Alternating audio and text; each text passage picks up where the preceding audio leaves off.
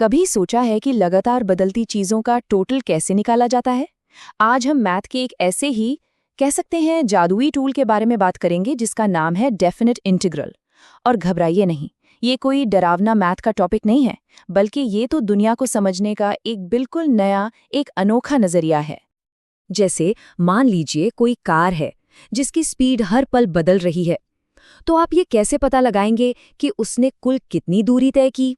या फिर सोचिए किसी ऑनलाइन स्टोर की सेल हर घंटे ऊपर नीचे हो रही है, तो महीने के आखिर में टोटल कमाई का एकदम सटीक हिसाब कैसे लगेगा? असल में इन सब सवालों का जवाब एक ही बहुत पावरफुल आइडिया में छिपा है। और ये सिर्फ गाड़ियों या सेल्स तक ही सीमित नहीं है। आप देखिए, यही सेम चैलेंज हमें हर जगह मिलता है। फिजिक्स में जब कोई बदलता हुआ फोर्स काम कर रहा हो, इकोनॉमिक्स में जब बाजार के उतार चढ़ाव को समझना हो, या यहाँ तक कि किसी भी टेढ़े मेढ़े शेप का एरिया निकालना हो, हर जगह एक ही सवाल है। तो इन सब मुश्किलों का हल क्या है? यहीं पर एंट्री होती है डेफिनेट इंटीग्रल की। ये एक ऐसा जबरदस्त मैथमेटिकल टूल है जिसे खास तौर पर बस एक ही काम के लिए बनाया गया है, किसी भी लगातार बदलती हुई चीज का टोटल, उसका कुल जोड़ पता लगाना। और इसका जो मेन आइडिया है ना, वो कमाल का सिंपल है। सोचिए, एक बड़ी कॉम्प्लेक्स प्रॉब्लम को लीजिए, उसे अनगिनत बिल्कुल छोटे छोटे मैनेजेबल टुकड़ों में तोड़ दीजिए और फिर उन सभी को एक साथ जोड़ दीजिए।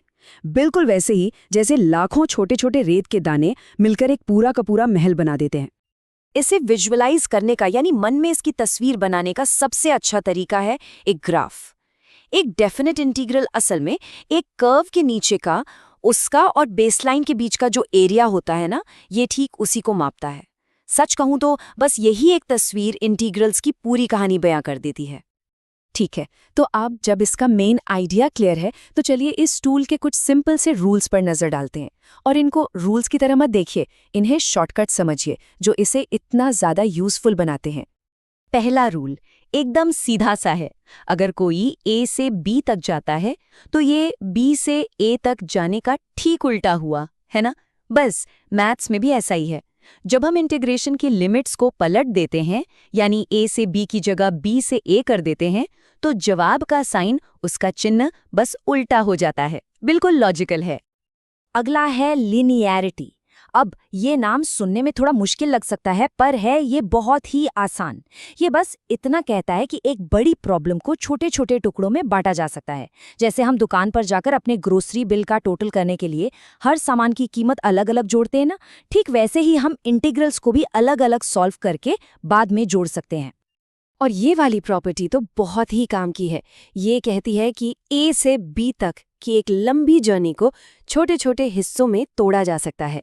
मतलब आप ए से सी तक जाइए और फिर सी से बी तक जाइए, टोटल डिस्टेंस तो उतना ही रहेगा ना।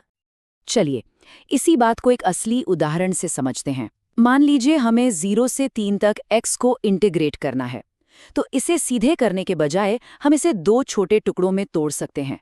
पहले 0 से 1 तक और फिर 1 से 3 तक। और थियरी के हिसाब से इन दोनों हिस्सों का जो टोटल होगा वो ओरिजिनल के बराबर ही होना चाहिए। और देखिए, जब हम इन छोटे छोटे हिस्सों को कैलकुलेट करते हैं तो हमें मिलता है 1/2 और 4, और इन दोनों को जोड़ने पर क्या आता है? 9/2। ये ठीक वही जवाब है जो हमें सीधे 0 से 3 तक इंटीग्रेट करने पर मिलता। मतलब ये रूल एकदम परफेक्टली काम करता है। चलिए, थ्योरी तो बहुत हो गई, अब इन नियमों को असल दुनिया में इस्तेमाल करके देखते हैं कि इस नॉलेज से हम रियल प्रॉब्लम्स को कैसे सॉल्व कर सकते हैं।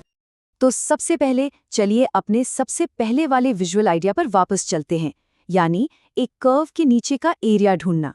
ये इंटीग्रल्स का सबसे क्लासिक, सबसे कॉमन यूज है।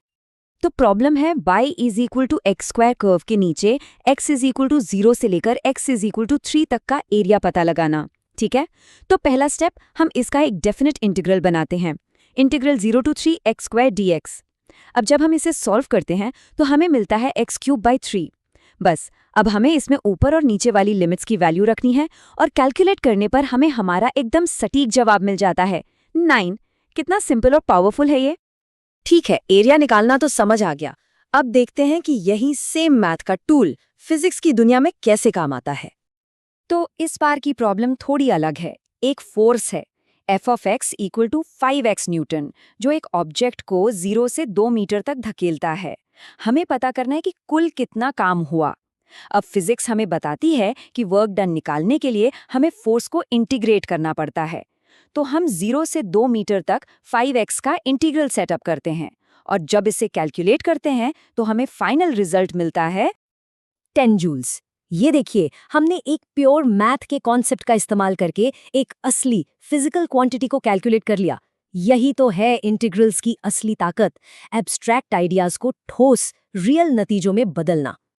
तो संक्षेप में कहें तो आज हमने जो सीखा है वो सिर्फ एक फॉर्मूला नहीं है। ये तो प्रॉब्लम्स को देखने का एक बिल्कुल नया तरीका है।